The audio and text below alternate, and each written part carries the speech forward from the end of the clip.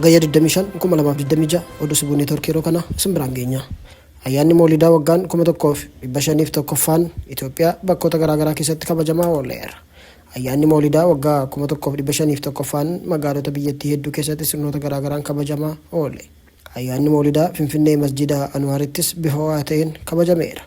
Erga sirnicha irratti dabarfameen namoota rakkatan yaadachuu fi gargaaruun ayyaanicha kabajuun hordoftoota amantichaa hundaarraa kan eegamu ta'uu hubachiisaniiru.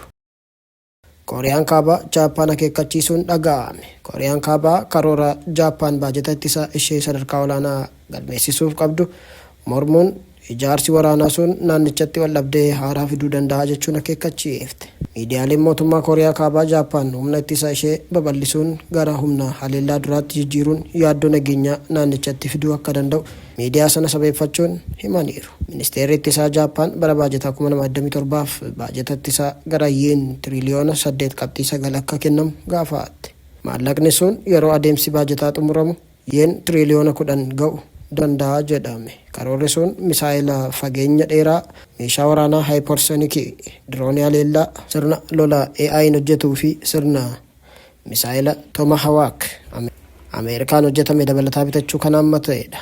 Pyongyang Jaappaan waraana weeraraaf qophaa'aa jirti jechuun himatte. Humni waraanaa Jaappaan babal'achuun kaaba Eeshiyaa keessatti waldhabdee haaraa uumas jetteetti. Akeekkachiisni sun kan kenname yeroo naannichatti Jaappaan, Chaayinaa, Raashaa fi Kooriyaa Kaabaa gidduutti waldhabdeen itti fufee jiruttidha. Kanuma waliin Ameerikaan Kooriyaa Kaabaa waliin marii dippiloomaasii banuuf pirezidaantii Doonaald Tiraampii fi Kiim Joong Un walitti deebisuuf yaalii godhaa jirti.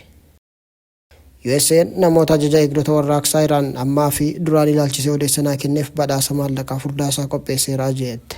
Ministeerri dhimma alaa Ameerikaa akka jedhetti badhaasni doolaara kitala 10 sun odeeffannoo dhimma ajajoota olaanoo IRGC 4 ilaallata. Badhaasni waajjirri haqaa kan ministeera dhimma alaa USA waliin hariiroo qabu fuulaksiisaa irratti maxxanse sun namoota gareen IRGC ta'an haleellaa loltoota USA fi bu'uuraalee saayibarii USA irratti xiyyeeffatan raawwatan irratti kan xiyyeeffate. Kanneen keessaa kan maqaan isaanii dhahame ajajaa IRGC Ahmed Wahidi, ajajaa waajjira olaanaa Katam Al-Anbiyaa Ali Abdullahi fi ajajaa garee Cibraa Saayibarii Hamid Rezi'ee Lashkariyaan fa'i. Ajajaa duraanii humnoota Aerospace IRGC Said Agahajaanii fi ajajaan duraanii tikaa IRGC kanneen maqaan isaanii eerame keessa jiranidha. Kanneen lamaan waraana dhiyoo ture irratti warra ajjeefamanidha.